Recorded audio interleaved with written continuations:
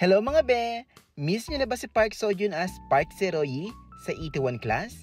Nako tara, samahan nyo ko dahil pupuntahan ko mismo sa Korea ang location ng Danbam. Looks familiar ba ang paakyat na street na ito? Nako, di ba ang cute ng mga aso?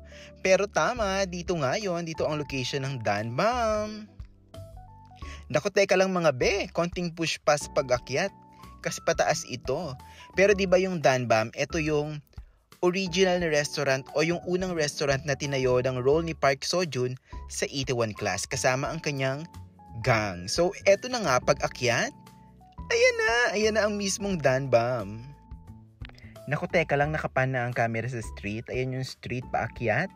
At eto na nga yung mismong Danbam. Ayan yung poster ni Park Seo-joon tsaka ni Kim Dami. Nakapost pa rin dyan sa labas. Ito ang closer look niya. Actually, restaurant pa rin siya pero hindi na Danbam yung name.